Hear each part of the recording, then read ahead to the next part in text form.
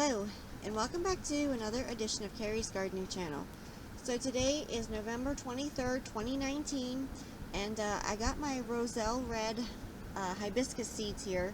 Now, this particular hibiscus you can make teas out of, and you can use it for jellies and jams, and you can also use it for making like pies and stuff. So I decided I wanted to try this here. Now this is actually the hibiscus that they use in the red zinger tea. So they tell you to soak your seeds for 4 to 6 hours. Now these here did soak overnight. You can see there's one there that is breaking its dormancy, the white one right there. It has a little white sprout on it. That one is getting ready to sprout. Now these should germinate in about 7 to 14 days. And they need a temperature of 75 to 90 degrees to germinate. And you want to put your seeds about 1/4 to 1/2 of an inch deep. So what I have here is I have my seed starting mix. Now I chose a few different options here. I'm going to be putting them in some cell packs as well. And my seed starting mix is the Jiffy Natural and Organic Seed Starting Mix. And I'll have a link down in the description for it, and I already do have it labeled. I'll have a link down in the description for these tags here. So the seeds did swell up for me, and they should germinate pretty quick. So I'm going to show you here how to plant them. Let's get my seeds out here. Now this is the one that's sprouting. I'm going to put my seed, hold on a minute, right about here, and I'm going to press it into the soil here. Now I don't want to break the seed coating on that because I could squash it because it's already germinating. So I'm just going to give it a nice covering here.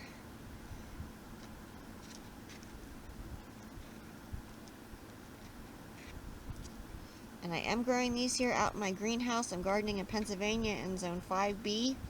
And this is part of my overwinter greenhouse growing experiment. We did have some snow this morning. There we go. And I'm just going to see what all I can grow in it. And so I'm going to plant the rest of these seeds here. And then I'll come back and talk to you a little bit more. So we'll be back. Okay, now I got all of these planted here, and the wind's blowing outside, so it's kind of moving the stuff in the greenhouse some. And what I'm going to do with these is I'm going to put these on the heated floor, and I'm going to let the heat help germinate these. So I'm going to put these in their enclosed container real quick, so we'll be right back. Okay, so this is my container here, and I do have a clear lid for it that I'm going to be putting on it, and I have a few other things germinating in here. This here is my lemon gum, my lemon scented eucalyptus tree here, and this one here is sprouting for me, and I will do a video for this. But here's my Roselle red. And my little cell packs there. And what I'm going to do is I'm going to put this cover over this. Now, I do not want to put this cover tight. I want to let it have some airflow. And this is going to allow the excess heat to escape out. And it's also going to allow fresh air to come in. Now, because it's winter time where I'm growing at, the heat is on 24/7 in the greenhouse. And it runs through the floor. So this is going to help germinate my seeds faster, and I use the radiant heat when I used to grow my stuff in the basement to help germinate the seeds. I put them on the floor in a container like this. Now what happens is, and if you completely close these containers, no airflow can get in, and then you can start having issues with mold, dampening off disease and different things. So I just find that it's easier to let a little bit of an air pocket here to let the excess heat escape out and also let fresh air come in. And about twice a day I do take the lid off and then I put it back on, and that lets a complete burst of fresh air come in. So when these start germinating, I'll come back and I will show them to you. So we'll be back.